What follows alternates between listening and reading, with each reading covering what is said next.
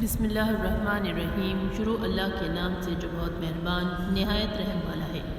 ریاکاری اور اس کا انجام۔ حدیث المسلم۔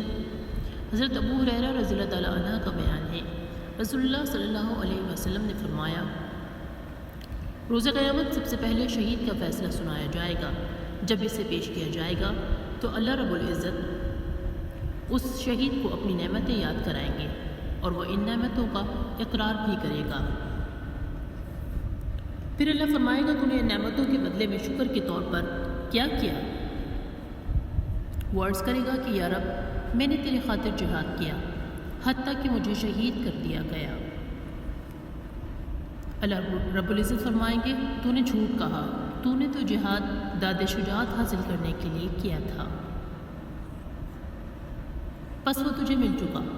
پھر اس کے متعلق حکم دیا جائے گا کہ اسے منہ کے بل گھسیٹ کر جہنم میں پھینک دیا جائے،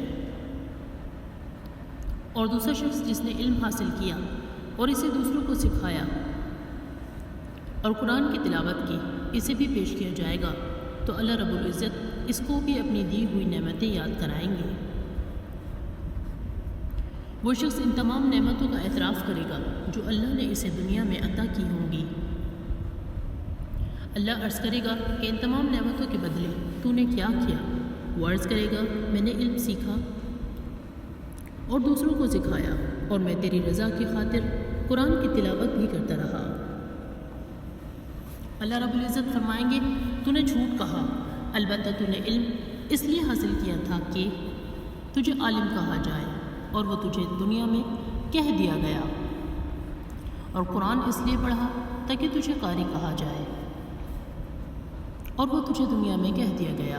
پھر اس کے متعلق فرشتوں کو حکم دیا جائے گا کہ اسے گھسیٹ کر جہنم میں پھینک دیا جائے۔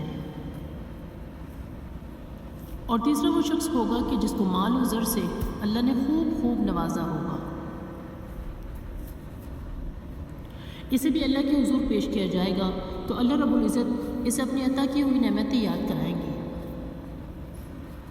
وہ شخص تمام نعمتوں کا اقرار کرے گا تو اللہ تعالیٰ فرمائیں گے، تو نے ان نعمتوں کے بدلے کیا کیا؟ وہ عرض کرے گا، میں نے ان تمام جگہوں پر جہاں تجھے خرچ کرنا پسند تھا خرچ کیا۔ تب اللہ فرمائے گا، تو نے جھوٹ کہا، تو نے اس لیے خرچ کیا تاکہ لوگ تجھے سخی کہیں، اور وہ تجھے دنیا میں کہہ دیا گیا۔ پھر اس کے بارے میں اللہ تعالیٰ حکم دیں گے کہ اسے بھی گھسیٹ کر منہ کے بل جہنم میں ڈال دو۔ اللہ رب العزت سے دعا ہے کہ اللہ ہم سب کو علم نافع حاصل کرنے کی اور عمل صالح کرنے کی توفیق عطا فرمائے۔ آمین ثم آمین یا رب العالمین۔ اختتام۔